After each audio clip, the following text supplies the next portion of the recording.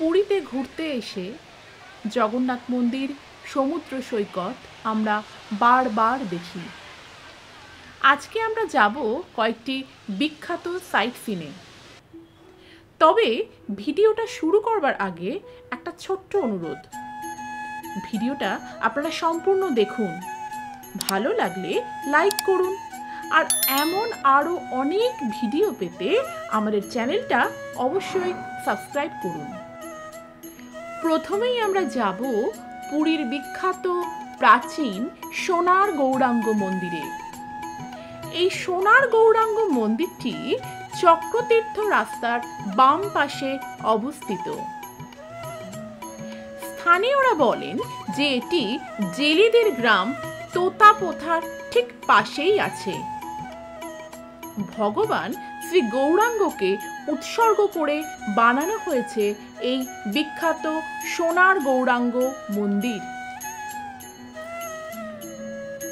মন্দিরটির ঢোকার প্রবেশদ্বারে রয়েছে দুপাশে বিশাল বিশাল উঁচু পাঁচিল।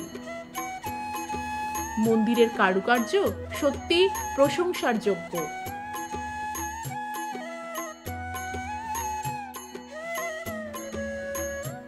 এখন আমরা দেখতে পাচ্ছি সুভদ্রা মায়ের মন্দির।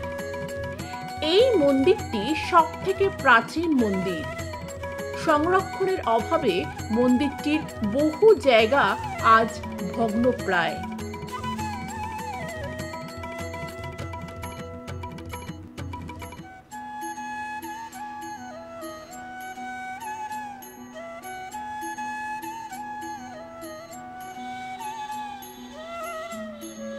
এটি হলো সুভদ্রা মায়ের মন্দির। মন্দিরের ভেতরে আছেন প্রভু জগন্নাথ, বলরাম এবং সুভদ্রা। মন্দিরের পাশে এটি হলো ভাড়ার ঘর। মন্দিরের কড়িকাঠ লৌহ নির্মিত, যা দেখে সহজেই অনুমান করা যায় যে এটি কয়েক শত বৎসর প্রাচীন মন্দির।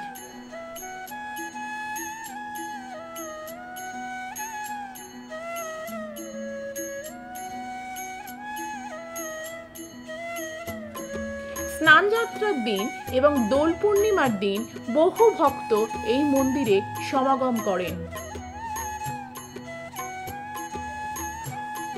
প্রভুর নিত্য সেবার ব্যবস্থা আছে এই মন্দিরে। এইবার আমরা আপনাদেরকে নিয়ে যাব রামকৃষ্ণ মঠ ও মিশনের পুরীর শাখায়, যেটি চক্রতীর্থ রোডেই অবস্থিত।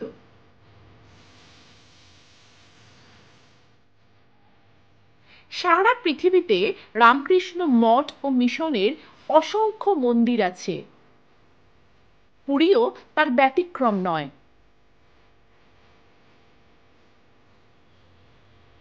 সকাল 7টা থেকে 10টা পর্যন্ত এই মন্দির জনসাধারণের জন্য খোলা থাকে। আবার বিকেল 4টে থেকে সন্ধ্যে 6টা পর্যন্ত।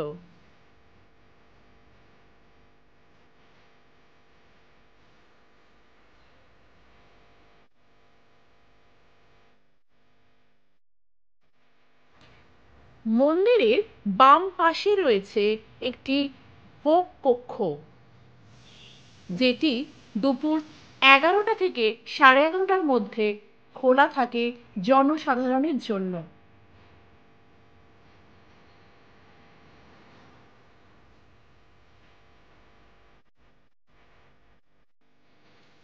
মন্দিরের বাঁদিকে রয়েছে স্বামীজির একটি বিশাল বড় প্রতিকৃতি। মন্দিরের মধ্যে রয়েছে ঠাকুরের বিভিন্ন শিষ্যদের ছবি। এক অদ্ভুত শান্তি এখানে সদা বিরাজমান।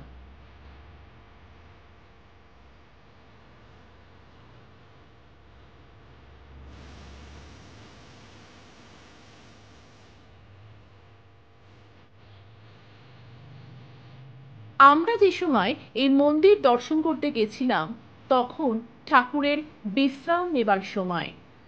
তাই মন্দিরের দরজা বন্ধ ছিল। এখন আপনারা দর্শন করছেন রামকৃষ্ণ মঠ ও মিশনের পুরী শাখায় ঠাকুর, মা এবং স্বামীজিকে।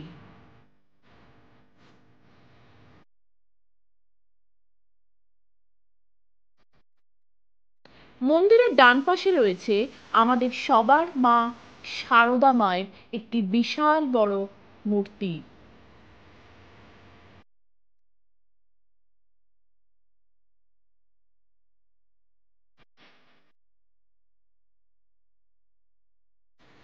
রামকৃষ্ণ মঠ দর্শন করার পর এবার আমরা আপনাদেরকে নিয়ে যাব ঠাকুর শ্রী রামকৃষ্ণ পরমহংসদেবের গুরুদেব, আমাদের সবার প্রিয় তোতাপুরী বাবার আশ্রমে, যেটি অদ্বৈত ব্রহ্ম আশ্রম নামে পরিচিত।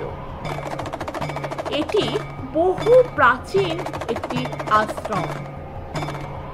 হয়তো এর কথা আপনারা অনেকেই জানেন না। এটি হলো ঠাকুরের গুরুদেবের সমাধি মন্দির। অনেকে একে ডাঙ্গা বাবার আশ্রমও বলে থাকে। ঠাকুর শ্রী রামকৃষ্ণ পরমহংসদেব বলেছিলেন, যত মত তত পথ। দক্ষিণেশ্বরের ভবতারিণী মায়ের আদেশে ব্রহ্মজ্ঞানী তোতাপুরীর কাছে 3 দিনের সাধনায় সিদ্ধিলাভ করেন ঠাকুর শ্রী রামকৃষ্ণ পরমহংসদেব। তোতাপুরী বাবা তার শেষ জীবন পুরী ধামে কাটান। নশ্বর দেহ ত্যাগ করে তিনি বিলীন হয়ে যান এই স্থানেই। এখানকার বাতাবরণ আমাদের মন শান্ত স্নিগ্ধ করে তোলে। এইবার শুনুন তোতাপুরী বাবার আশ্রমের নিত্য সেবায়িতের কথা। এবছর গঙ্গাতে থাকতো, এবছর নর্মাতে থাকতো, এবছর দক্ষিণেশ্বর আমি দেখে দিয়েছি, এবছর এখানে সমাধি দিয়েছে। আর এই খরমটা উনি ইউজ করতে ওনারই পারিবার। এই খরমটা ছুঁয়ে ওটাকে পানাপত্র চৌকি খরম না, এই বাড়িতে উনি থাকতো 40 ইয়ার্স।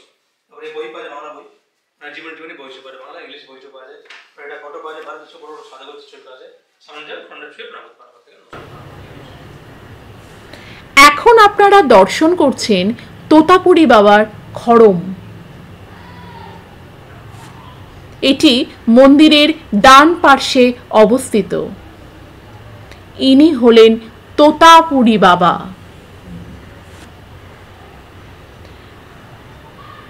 কথিত আছে তোতাপুরী বাবার যে মূর্তি আমরা দেখছি, সেই মূর্তির তলায় ওনার সমাধি দেওয়া হয়েছে। এই আশ্রম সত্যি একটি সাধন ক্ষেত্র।